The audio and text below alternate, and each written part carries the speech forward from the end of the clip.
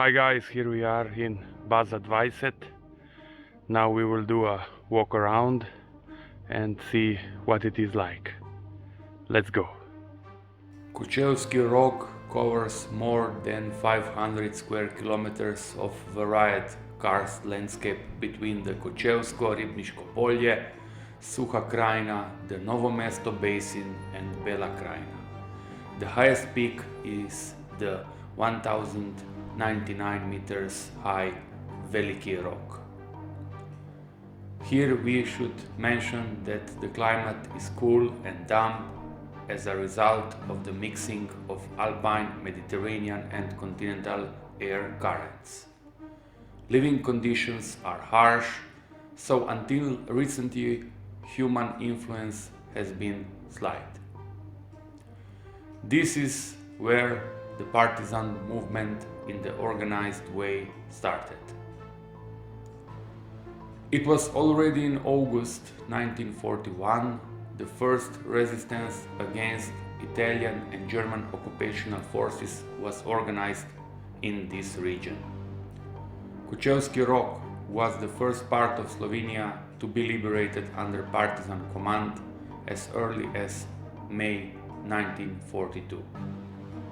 At that time it became the logistic center of the armed resistance. Partisan hospitals, workshops, schools, printing works and warehouses were soon operating in these deep woods during the war.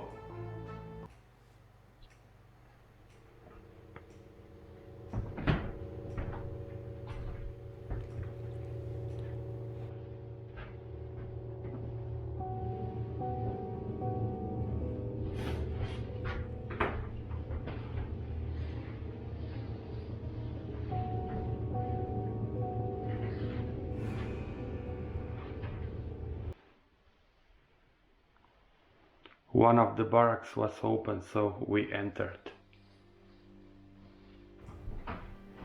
Baza 20 was one of the numerous camps in Kočevski Rog.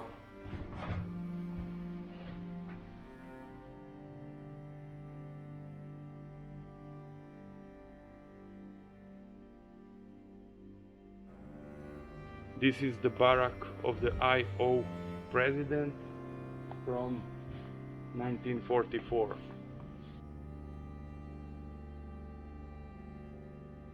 In the woods of Kočevski Rog, which were once the commanding structures of the national liberation movement of Slovenia in the Second World War.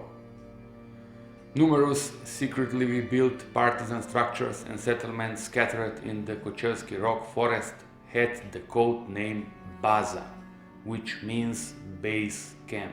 There was also a number 15, 15A, 21, 80 and so on. Nowadays it is preserved as a monument of national and cultural heritage and have also undergone extensive restoration work. From April 1943 the most important headquarters were in Baza 20, the seat of the Central Committee of the Communist Party of Slovenia and the Executive Committee of the Liberation. At the end of 1943, there were 26 barracks that housed around 140 fighters and politicians. Among them, Edvard Kocbek and Boris Kidrič. In the April of 1942, Franz Rozman Stane, with the partisan name Stane, became the commander of a Slovene partisan brigade, Prve Štajerske brigade, established in April 1942. Measured by composition, organization, training and fighting power, this was the most powerful Slovene partisan unit at that time.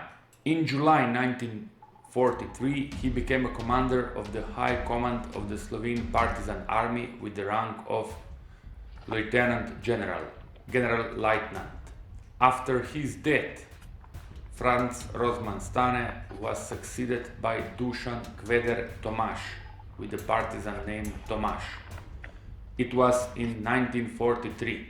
He was appointed chief of the General Staff of the National Liberation Army of Slovenia.